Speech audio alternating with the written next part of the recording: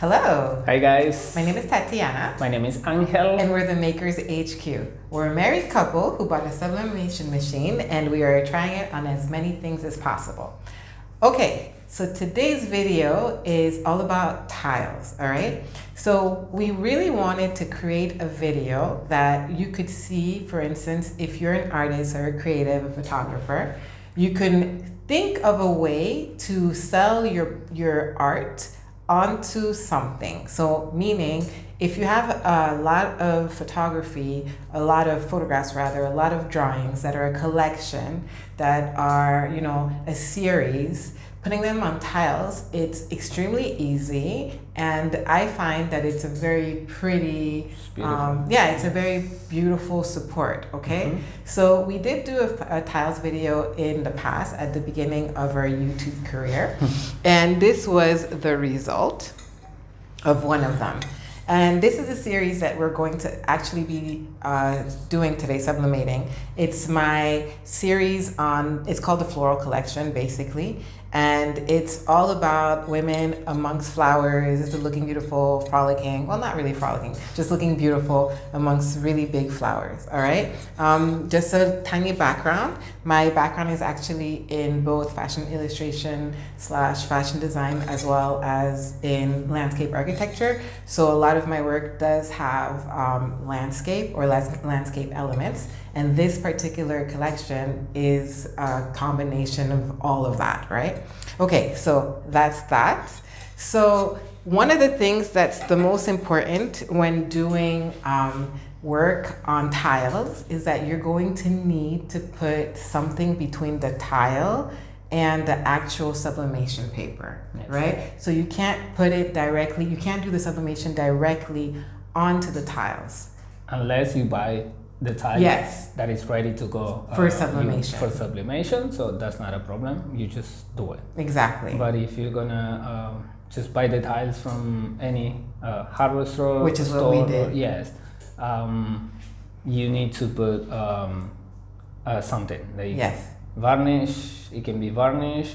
Most people use polycrylic, which is what we use today. Very known. Yes. But you can also use varnish, clear varnish. Yes. But that's another video. Yes, exactly. Yes. So we're concentrating on polycrylic today. And so that's the main thing. The thing that we do have to say is each person's polycrylic is going to have a different time depending on the company. So what we saw when doing the test was that we did multiple tests, and we saw that, some of it worked better than other times, and we settled on 150 seconds for 200 Celsius, which is 395, almost 400 Fahrenheit.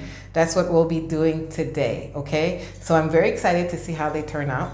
The second thing that I do have to say though, is that we noticed that if the tile is beveled on the side, it's very difficult to sublimate those corners. Yes, because the first time we did it back in the beginning, we did it and we saw that the ink wouldn't go all the way to the edge unless you leave it wide when you create your design. You just leave it wide and you avoid. You leave like a tiny border. Yeah, and you completely avoid that area. But if you want your design to go all over, spill over the edges, we're gonna do the opposite. Yeah, we did. So we're actually gonna put it down on the machine to make sure that it goes in as much as possible in the cushion of the machine. Yes. And then we're going to use a medium to high pressure to make sure that it really starts to go down.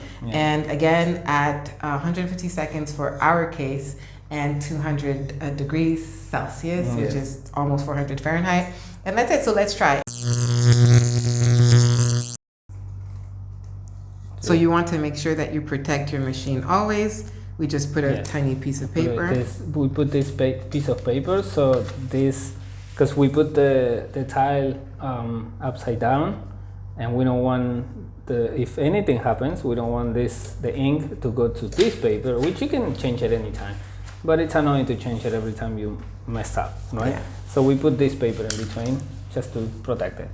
And then your, whatever it is, Teflon, and 150 seconds for 200 Celsius, 395 Fahrenheit. So we'll see you soon. Boom.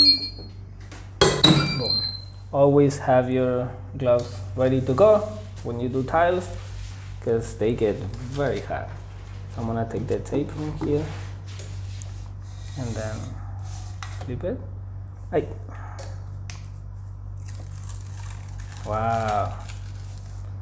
Right.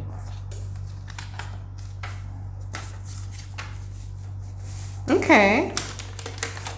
Nice. So Yeah, this we can wash it. okay. Like we did with the wood last time. Yeah. Okay. Perfect. So like this. Super nice.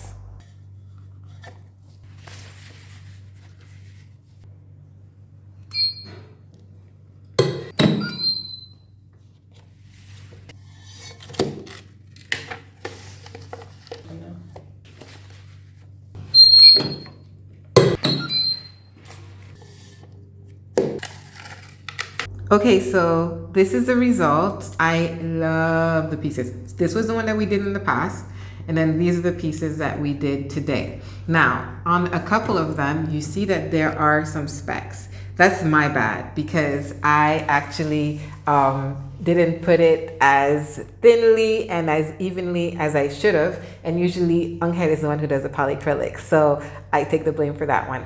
But it's to show you that when you do use polycrylic, that you do have to put multiple coats, like at least 2 coats, let it dry between each coat, and put it as evenly and as, just as evenly, as thick as you possibly can. So in this case, these are my originals, okay? And then this, in comparison, is the tile next to the original, for instance.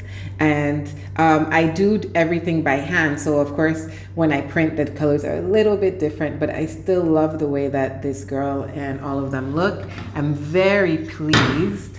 And that's all I can say is, if you do have a collection of pieces or a series of art pieces that you want to print onto an item, these make really beautiful coasters, and people can hang them. In our case, we did put something to hang it with here to put in our home, and they're just gorgeous, gorgeous, gorgeous. So feel free, especially if you have a heat press, to make these items and even sell them, all right? So I'm very happy that you were able to join us today. If you are here until this point, thank you for being here. If this was your first time, thank you for coming and visit us for the first time. If you like this video, please like it and subscribe if you haven't already. And as always, we shall see you next time. All right, have a good one.